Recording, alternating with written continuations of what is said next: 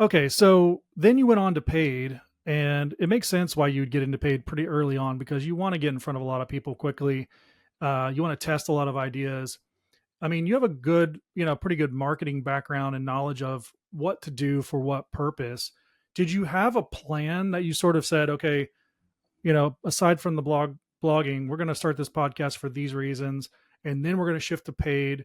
Or was it more of like, okay, we're learning as we're building, and let's deploy things as we're learning? It was very much so the latter of, Okay. cool, we've built this product. We have a very basic MVP. Hmm. Let's sit down and let's talk about what our messaging is going to be like for this Hmm. product.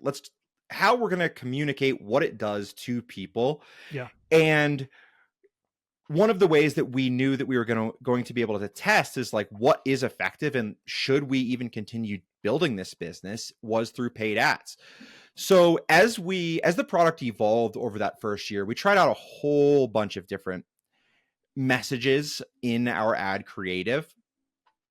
One of the earliest ones was something along the lines of project management tools being broken for client work.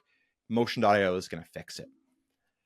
That actually flopped flat on its face. And so we tried again. The next message that we put out there was that client portal messaging.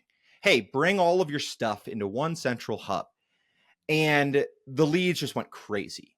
That campaign, it was converting super well. We were waking up in the morning. It was like 20 new trial signups, almost every single day. And that said, okay, we're on to something. I think we should go and continue to go in this direction.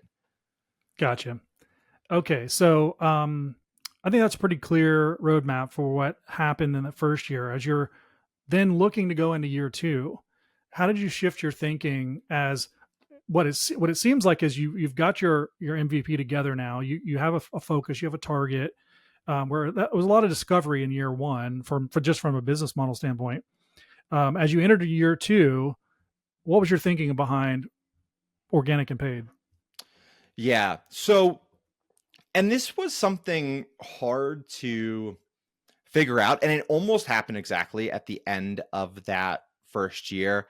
There was a point where I had realized, because as we had a product to market, there were additional things that I started adding on, doing monthly release notes, doing product update live streams, doing knowledge base articles.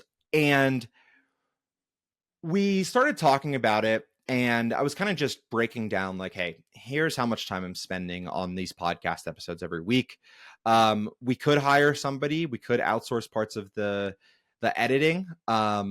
But even then, if we do that, I'm still investing a lot of time into it.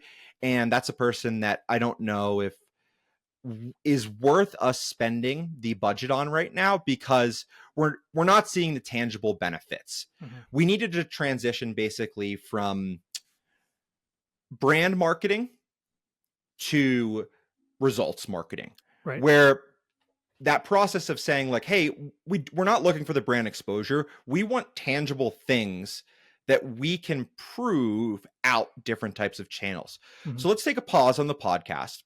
Yep.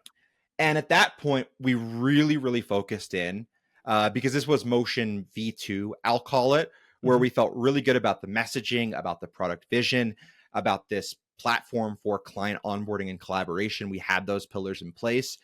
And we said, let's focus a lot of our time on finding one additional channel, or at least, one channel, one additional paid channel, and then one organic channel that can work really well for us long term.